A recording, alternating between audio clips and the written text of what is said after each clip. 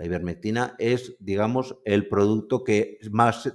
Ahora se ha puesto muy de moda porque se descubrió que era también la ivermectina un tratamiento efectivo contra la COVID y por eso últimamente se ha puesto muy en boga.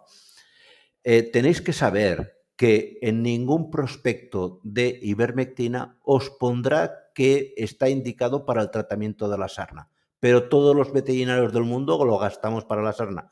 A esto es lo que se llama un extra label. Básicamente quiere decir que el fabricante no ha presentado el expediente de registro, pero lo llevamos utilizando años y años y años para el tratamiento de la sarna. Tampoco está para el tratamiento del COVID y en humana hacen también un extra label, es decir, una aplicación fuera de lo que pone en el prospecto. Lo podéis encontrar en dos presentaciones. Una inyectable, os recomiendo siempre única y exclusivamente que gastéis la presentación al 1%, porque ivermectinas, el Ivomec famoso o la doramectina de Pfizer y demás, como es un producto que se gasta mucho para animales de granja, para vacas, para que también tienen sarna, para cerdos y demás, están a concentraciones más elevadas y ahí os va a ser muy difícil tomar la dosis adecuada. Pero si vivís en una zona rural y tenéis acceso a la ivermectina inyectable, única y exclusivamente os diría que buscaseis la del 1%. Y de la del 1% hay que pinchar al perro pues de 0,1 a 0,2 mililitros cada 5 kilos. Esto, dando 3 pinchazos separados 14 días cada uno, el perro al cabo de un mes podemos decir que se ha curado de sarna. Y después del primer pinchazo, os digo yo que el 90% mejora, vamos, como de la noche al día. El animal lo veréis que poco a poco se recupera, vamos, a una velocidad de vértigo. Lo podéis encontrar también en forma oral. La dosis inyectable, me he olvidado de decirlo, yo la suelo recomendar más o se utiliza más de forma habitual para el tratamiento de la sarna sarcóptica.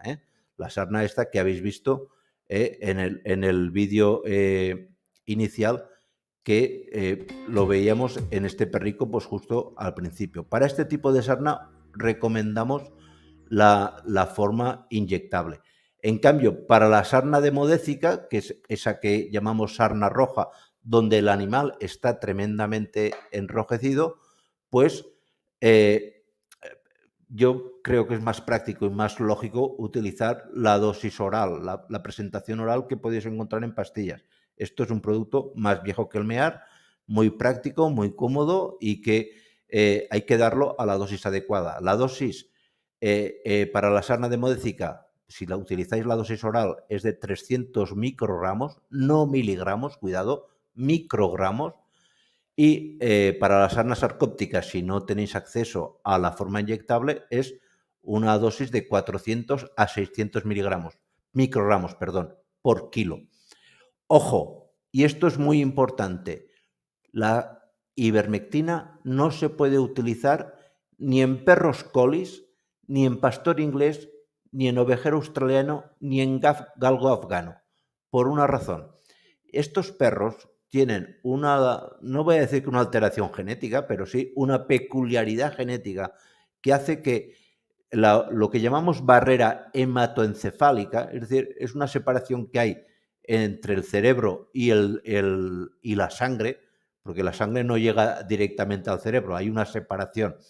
En esa separación, en esa barrera hematoencefálica, estos animales tienen como una mayor porosidad, es una barrera hematoencefálica muy abierta y puede ocurrir que en algunos perros de estas razas, si se les da ivermectina, la ivermectina llegue al cerebro, siendo en este caso altamente tóxico, ¿vale?